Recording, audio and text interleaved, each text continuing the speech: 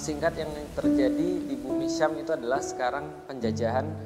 Kita sudah tahu bahwasannya Israel yang tidak memiliki hak untuk di tanah itu, lalu menjajah negeri itu, lalu mengambil hak-hak orang-orang, mengambil kebebasan daripada orang-orang yang ada di situ, saudara-saudara kita di Palestina.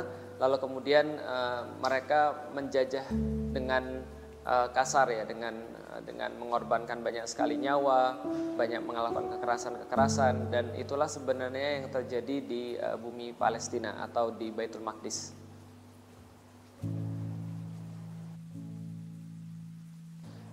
Ada banyak yang kita bisa lakukan untuk membantu saudara-saudara kita di Baitul Maqdis. Yang paling rendah tentu saja adalah dengan punya awareness, punya sebuah kesadaran bahwasanya kita memiliki saudara-saudara di Baitul Maqdis. Dan ini yang Rasulullah Shallallahu Alaihi Wasallam sampaikan kepada para sahabat, karena di zaman Rasulullah pun para sahabat menyaksikan Baitul Maqdis dalam keadaan terjajah. Terlebih lagi pada masa Rasulullah itu mereka menganggap Baitul Maqdis itu seperti kita menganggap Mekah Al-Mukarramah, yaitu adalah letak kiblat. Ketika mereka sholat, mereka mengarahkan pandangannya ke Baitul Maqdis. Ketika mereka punya satu cita-cita, mereka senantiasa memikirkan bagaimana untuk membebaskan Baitul Maqdis. Nah, begitulah di zaman Rasulullah. Maka yang pertama, Rasulullah juga membangun awareness, membangun sebuah kesadaran. Dan Allah pun seperti itu ketika mengarahkan pandangan para sahabat, pemikiran para sahabat dengan surat Wattini Wazzaitun, yaitu adalah negeri di mana tumbuh tin dan tumbuh zaitun secara berdampingan, yaitu adalah negeri Syam atau Baitul Maqdis. Nah, itu yang pertama, membangun sebuah awareness. Yang kedua, setelah kita punya satu awareness, kita punya suatu kesadaran, maka kita mulai untuk meningkatkan menuju kepada mempelajari, memahami apa yang terjadi sebenarnya di Baitul Maqdis tadi. Ada kebingungan, ada yang mengatakan di situ ada terjadi penjajahan, ada yang bilang di situ konflik antar dua nation atau dua negara, ada yang mengatakan bahwa di situ adalah sebuah bahkan yang mengatakan itu adalah Israel mengambil haknya, atau misalnya di situ ada yang mengatakan itu cuma konflik biasa atau bukan konflik agama. Padahal di dalam Islam pengetahuan ini sangat penting. Maka selain kita sadar, kita peduli, maka kita tingkatkan menjadi kita memahami ilmunya. Kita mengetahui apa yang sebenarnya terjadi di sana. Kita mengetahui pentingnya Baitul Maqdis bagi orang-orang Muslim. Kita mengetahui seperti apa Baitul Maqdis itu sendiri, apa yang terjadi di sana, apa artinya bagi Rasulullah. Nah, ini adalah semua bagian-bagian daripada ilmu yang perlu kita pahami. Yang berikutnya, setelah kita sadar lalu kita memahami ilmunya, maka kita melakukan sebuah action. Nah, action ini bisa banyak. Ada action dalam arti kita melakukan edukasi lagi kepada orang lain. Adapun action itu bersifat temporer, seperti kita memberikan donasi, kita memberikan bantuan kepada saudara-saudara kita di Baitul Maqdis, ataupun kita memberikan sebuah pencerahan, sebuah syiar. Jadi syiar kepada kaum muslimin tentang pentingnya Baitul Maqdis. Jadi edukasi tadi berbentuk tadi pemahaman, kalau syiar itu lebih kepada mengajak agar mereka juga ikut memperhatikan dan ikut beraktivitas dalam pembebasan Baitul Maqdis. Nah, itu adalah yang bisa kita lakukan secara individual sebagai seorang muslim. Pertama, peduli atau awareness, sadar. Yang kedua adalah mencari ilmunya. Yang ketiga adalah beraktivitas untuk menjadi bagian daripada pembebasan Baitul Maqdis. Hanya saja di masa Rasulullah ada action yang lain lagi yang mungkin kita belum bisa untuk terapkan, yaitu adalah kita melakukan sebuah aktivitas fisik, yaitu adalah jihad fisabilillah untuk menuju pada Baitul Maqdis, sebagaimana yang pernah dilakukan di zamannya Umar bin Khattab dan juga di zamannya Salahuddin Al-Ayyubi. Nah, ini adalah yang mungkin belum bisa kita lakukan karena ini memerlukan banyak sekali efforts dan memerlukan persatuan kaum muslim.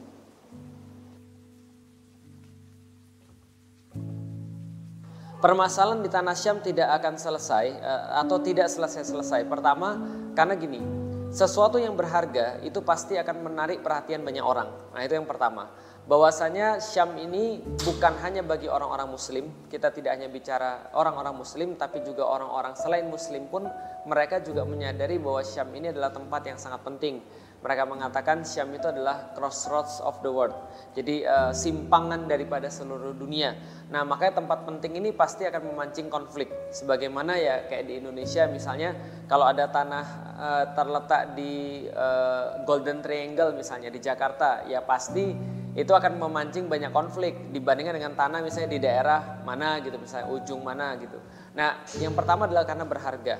Karena berharga itu maka akan ada konflik-konflik terus-menerus yang ada di sana. Yang kedua, karena sebuah kisah di dalam dunia ini kan sebenarnya kan sudah ditentukan ya. Dan memang kalau kita bicara tentang episode-episode kehidupan dunia itu mengambil tempat yang cukup banyak adalah di daerah Syam. Itu dari zaman awal sampai dengan zaman akhir. Maka Rasulullah Shallallahu Alaihi Wasallam pernah mengatakan bahwa Syam ini adalah tempat berpencar dan tempat kembali. Artinya kalau kita bicara tentang tempat berpencar, ya berpencarnya ajaran para nabi itu dari Syam, lalu kemudian akan kembali juga akan ke sana. Maka kaum muslim dikatakan bahwa akan berpusat di daerah Syam. Itu merupakan sebuah prediksi daripada episode daripada kejadian-kejadian di dunia. Jadi karena pentingnya, yang kedua karena memang secara time, secara waktu memang akan terjadi peristiwa-peristiwa penting di sana. Nah, yang berikutnya yang bisa kita sampaikan juga, kenapa terjadi konflik di sana? Ya karena kalau saat ini ya secara pragmatis kita bisa lihat Yahudi atau Israel yang sekarang mendiami atau menjajah daerah itu memang orang yang cukup unik ya, karena dalam sejarah pun kita mengetahui bahwasanya Yahudi ini akan menggunakan segala cara untuk bisa mendapatkan apapun keinginannya, dan mereka ini kalau dalam tanda kutip ya cukup resek dalam apapun aktivitasnya. Nah, sehingga kenapa tidak berhenti daripada konflik ya, karena yang sekarang menjajah itu ya orang yang penuh dengan konflik, kaum yang memang penuh dengan konflik, sehingga kekerasan itu akan mereka lakukan, penjajahan akan mereka lakukan, bahkan menumpahkan darah mereka tidak akan merasa segan-segan, karena ini adalah ya seperti itulah karakter mereka. Ya, pertama-tama kita harus benar-benar paham bahwasanya tanah Syam itu kepemilikannya siapa. Kita tahu bahwasanya kalau dalam sudut pandang Islam ya, sudut pandang Islam menyampaikan bahwasanya tanah itu adalah tanah yang Allah janjikan kepada orang-orang Bani Israel, yaitu adalah orang-orang Yahudi. Salah satunya adalah orang Yahudi. Nah, hanya saja kan ketika kita baca di dalam Al-Quran, Allah sampaikan keterangan-keterangan yang juga cukup penting bagi kita, bahwasanya orang-orang ini justru menolak untuk tinggal di daerah itu. Mereka bahkan menyuruh orang lain ketika Allah perintahkan untuk pergi ke daerah itu. Mereka bilang, udah yang lain aja, Musa aja yang pergi sama Tuhannya, kami tinggal di sini aja. Mereka menunjukkan kepengecutannya dengan menolak perintah Allah, bahkan membunuh nabi-nabi mereka sendiri. Alias apapun yang sudah Allah sampaikan justru mereka ingkari. Dan berikutnya ketika pun mereka mendiami daerah tersebut, akhirnya mereka terusir oleh Persia dan terusir oleh Romawi dari tanah tersebut. Kemudian tempat itu dibebaskan oleh kaum muslimin. Nah, maka secara sejarah sebenarnya pemilik tempat itu, kalau kita bicara tentang sejarah, adalah kaum muslimin.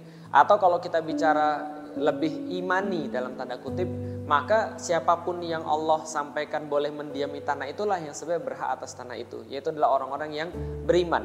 Karena tanah ini dijanjikan kepada orang-orang yang beriman, bukan kepada 1-2 kaum. Jadi siapapun yang beriman, yang mereka bisa menjaga tempat penuh barokah ini, maka merekalah yang berhak itu dalam sudut pandang imani.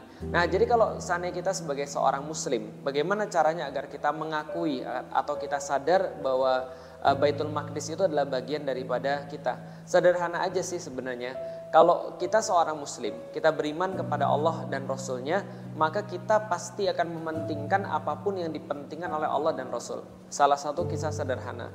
Kenapa Rasulullah Shallallahu Alaihi Wasallam dalam salah satu peristiwa penting, salah satu peristiwa yang paling penting di dalam kehidupan beliau, Isra dan Mi'raj itu, Rasulullah diisrakan dulu ke Baitul Maqdis, baru kemudian pergi ke Sidratul Muntaha. Karena ini adalah menandakan pentingnya poin atau titik Baitul Maqdis ini. Jadi Rasulullah hijrah dulu ke sana, atau bukan hijrah, Isra ke sana, diperjalankan di malam hari, kemudian dari situ baru ke Sidratul Muntaha. Bayangkan seorang hamba berjumpa dengan Robnya. Tentu saja Tuhan atau Rob itu berkehendak Allah itu bisa melakukan, kalau Allah pengen dari Mekah Al-Mukarramah itu pun tidak kalah istimewanya tempatnya untuk langsung menuju kepada langit ketujuh. Tapi tidak, Allah memperjalankan Rasulullah kepada Baitul Maqdis. Untuk apa? Agar orang-orang muslim sampai akhir zaman itu tetap curious, agar orang-orang muslim itu tetap mencari, agar orang-orang muslim itu tetap peduli dan perhatian kepada Baitul Maqdis. Kenapa harus dari Baitul Maqdis menuju ke Sidratul Muntaha? Sebagaimana misalnya contoh, kenapa Felix harus pergi ke airport untuk pergi ke Turki dari Jakarta? Kenapa nggak dari Jakarta langsung terbang ke Turki? Ya karena airport itu punya sesuatu yang nggak dipunyai oleh rumah Felix Xiao, kan gampangnya begitu. Nah maka kaum muslimin akan selalu curious, akan selalu merasa bahwasannya Baitul Maqdis ini adalah tempat yang sangat penting. Lah kalau seandainya Allah dan Rasul saja memandang penting Baitul Maqdis, dan kalau itu sudah disampaikan kepada kita dan bagi kita tidak relate ataupun kita tidak penting, pertanyaannya apalagi yang bisa membuat kita penting? Mungkin adalah cuma tidak biasa aja ya. Karena contoh kayak gini misalnya, orang-orang muslim pasti akan peduli pada Mekah Al-Mukarramah, pada Ka'bah. Kenapa? Tiap kali dia lihat Ka'bah di TV, dia sholat, dia lihat gambar Ka'bah, mana-mana dia lihat gambar Ka'bah, dia merasa relate dengan Ka'bah karena dia mau untuk pergi ke sana. Ya Allah, andaikan aku bisa sujud ke sana. Ya Allah, andaikan aku bisa pergi ke Mekah. Ya Allah, andaikan suatu hari nanti ada yang mau ngajak aku ke Mekah dan seterusnya. Nah, itu menjadi sesuatu yang relate karena terus-menerus diulangi. Dan pada zamannya Rasul, kaum muslim tuh kayak gitu. Jadi ketika mereka merasa senang, mereka bilang andaikan aku pergi ke Baitul Maqdis, ya Allah andaikan besok aku bisa pergi ke Baitul Maqdis, dan seterusnya dan seterusnya dan seterusnya. Karena mereka dididik dan terbiasa. Nah mungkin kita kurang relate karena kita kurang terbiasa aja kali ya.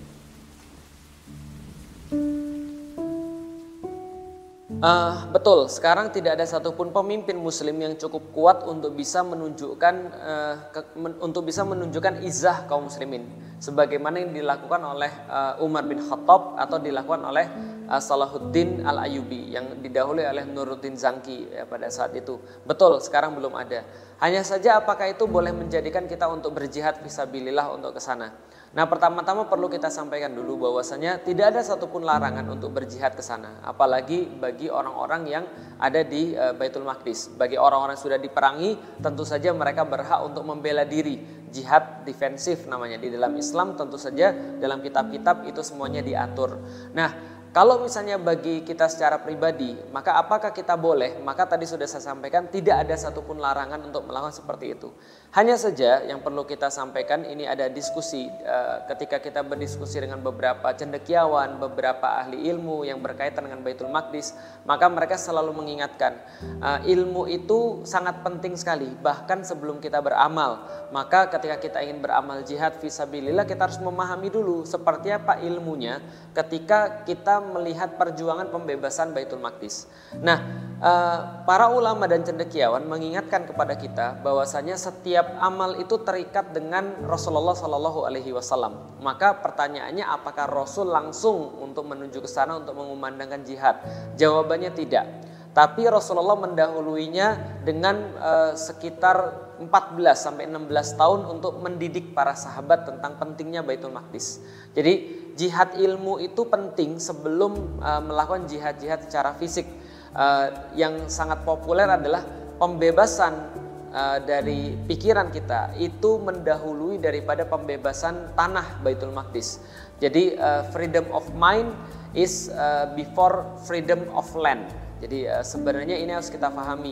Nah sehingga kalau kita melihat apalagi kita yang tinggal di jauh sekali daripada Baitul Maqdis, maka ulama-ulama menyampaikan kepada kita apa yang Anda punya di dalam kepala Anda ini jauh lebih kami perlukan daripada apapun yang Anda lakukan dengan tangan Anda.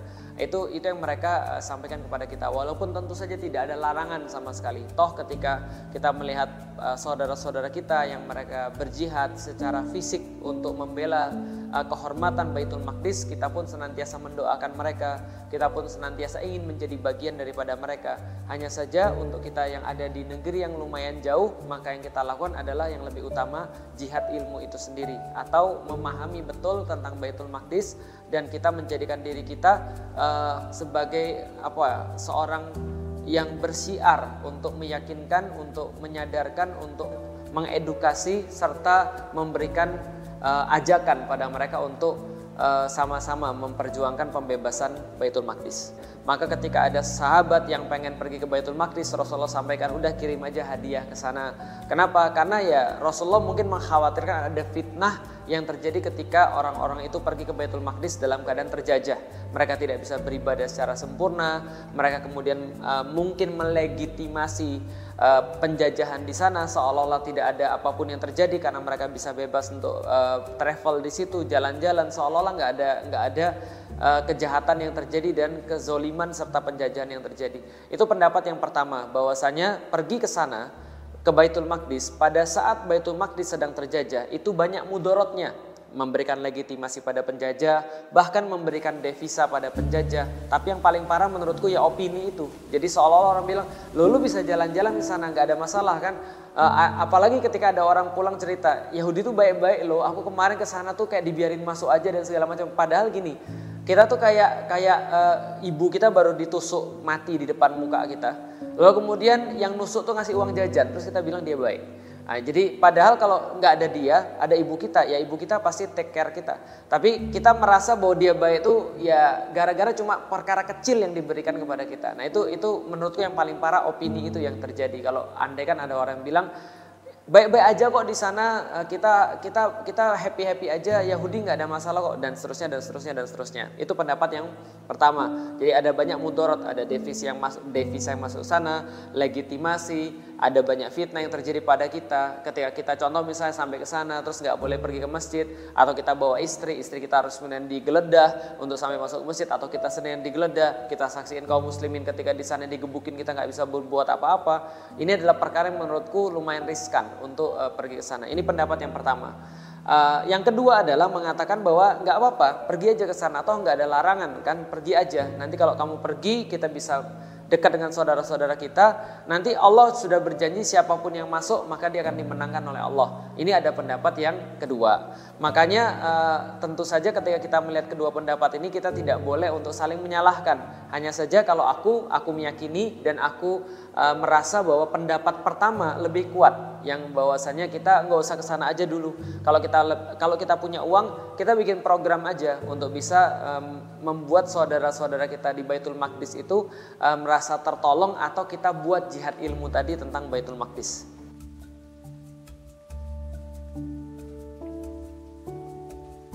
Ya, kalau ada yang berkata bahwa biarin aja di sana terjadi konflik, nanti juga akan selesai. Lagi pula kalau seandainya kalau nanti kita cepat-cepat selesai, nanti dekat-dekat kiamat dong. Karena peperangan akhir zaman tuh kalau sudah selesai nanti dekat yaumil kiamat, dan udah biarin aja, itu sudah takdir. Nah itu perlu belajar, karena ya kalau kita bicara tentang takdir, lalu orang itu kemudian menyalahkan, dalam tanda kutip menyalahkan takdir lalu tidak berbuat apa-apa. Masalahnya bukan itu sih, masalah gini, semua sudah ditakdirkan oleh Allah, yes, betul, semua sudah ditakdirkan oleh Allah. Problemnya adalah kita dihisap atau tidak. Jadi contoh ya, misalnya ada orang bilang bahwasanya itu memang sudah dikatakan di dalam hadis bahwa sampai akhir zaman pun di situ adalah daerah konflik, betul. Dan itu kita beriman kepada takdir Allah. Pertanyaannya harusnya kan dia juga beriman kepada ayat Allah yang lain. Ketika seorang muslim misalnya memerlukan bantuan, maka bantulah dia. Itu kan ada dalam Al-Quran, ada dalam hadis bahwa kita satu tubuh, bahwa kita satu barisan, kita seperti tembok yang tersusun, batu bata dalam tembok yang tersusun kokoh dan seterusnya.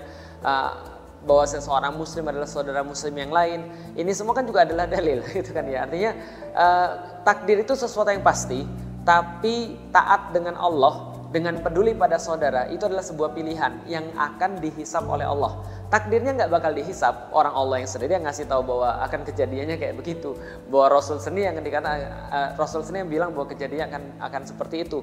Hanya saja yang akan dihisap adalah kita bagaimana respons kita melihat seperti itu. Sama aja kayak orang bilang begini, ya udahlah nanti juga akan hari kiamat kok, bagaimanapun juga semua akan terjadi. Nanti kalau kiamat tuh semua juga akan hancur dan segala macam. Ya udahlah, ngapain kita punya rumah kan gitu nih. Atau ngapain kita nikah, tuh nanti juga kita akan mati gitu kan ya. Sama aja kayak gitu. Semua manusia akan mati kata Allah. Kalau mati ngapain kita nikah dan punya anak? Nah itu beda urusannya.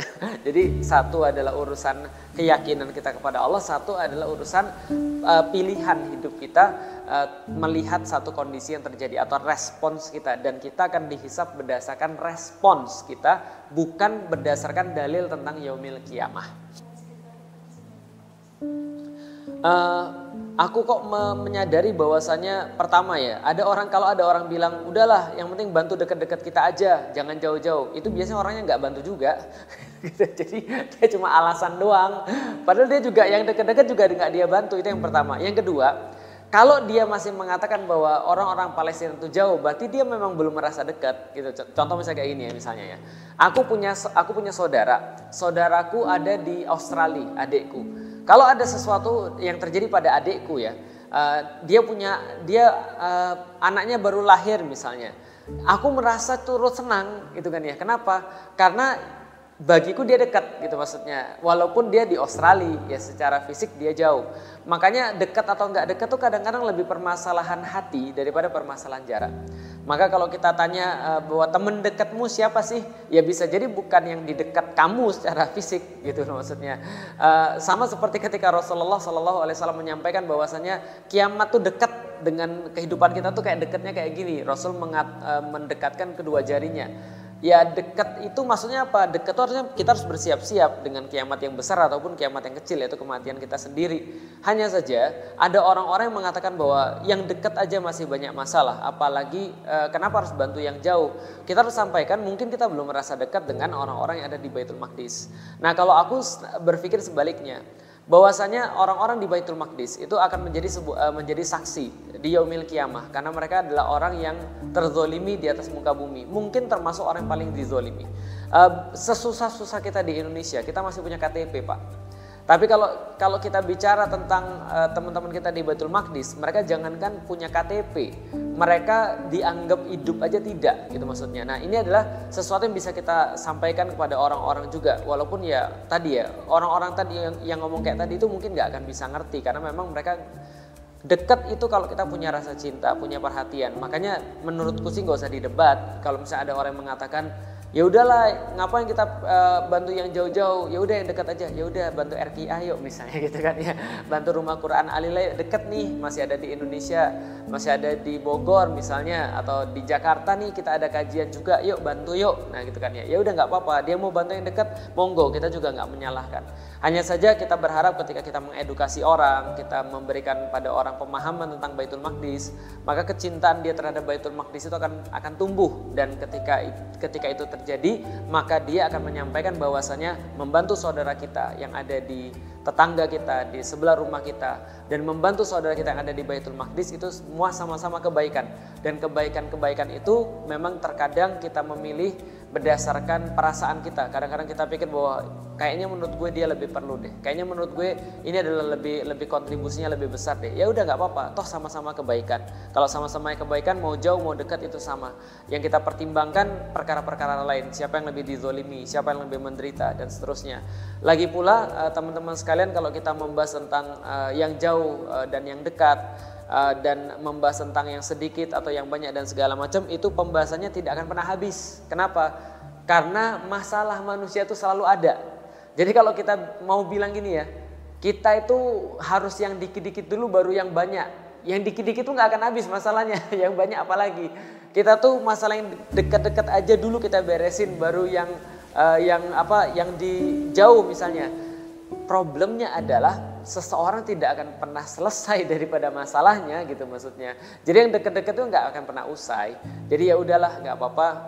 Kalau ada yang masih bilang gitu, kita senyumin aja, kita kasih dia. Ya nggak apa-apa, yuk sekarang bantuin kita yang deket-deket nih. Nah, seperti apa misalnya? Yuk bantuin kajian. Yuk bantuin, ini ada orang-orang yang masih susah, ya nggak apa-apa. Kalau dia mau yang dekat, kita ajak yang dekat aja. Ya. Bagi setiap orang yang berjuang, memang kata ulama kuncinya cuma sabar, karena kesabaran itulah yang membuat Allah tuh bersama kita. Toh kita juga mengingatkan pada diri kita sendiri, kita bukan berjuang untuk apapun selain untuk Allah. Kalau kita sudah berjuang untuk Allah, maka pembebasan Baitul Maqdis, maka kita bisa sholat futuh nanti di sana, maka kita bisa kembali untuk menyaksikan Baitul Maqdis merdeka dan segala macam itu hanyalah bagian daripada bonus yang diberikan oleh Allah. Jangan sampai kita menjadi orang-orang yang menitik beratkan pada hasil, yaitu adalah pembebasan Baitul Maqdis, bahwasanya kita bisa melihat saudara-saudara kita di sana lepas daripada penjajahan, tapi kita lupa bahwa kita melakukan itu untuk Allah. Karena begitu kita lupa kita melakukan itu untuk Allah, maka cara-caranya pun pasti akan jauh daripada cara-cara yang diridhoi oleh Allah ataupun cara-cara yang dicontohkan oleh Nabi Muhammad SAW. Karena ingat, kita melakukan karena Allah, bukan karena bonusnya. Itu adalah yang saya selalu sampaikan pada diri saya sendiri. Jadi sabar, hanya orang-orang yang sabar yang mau untuk bisa berjuang di dalam jalan yang telah dicontohkan oleh Nabi dan dengan niatan yang sudah disampaikan oleh Allah Subhanahu wa taala. Gitu ya. Yuk, makasih. Thank you.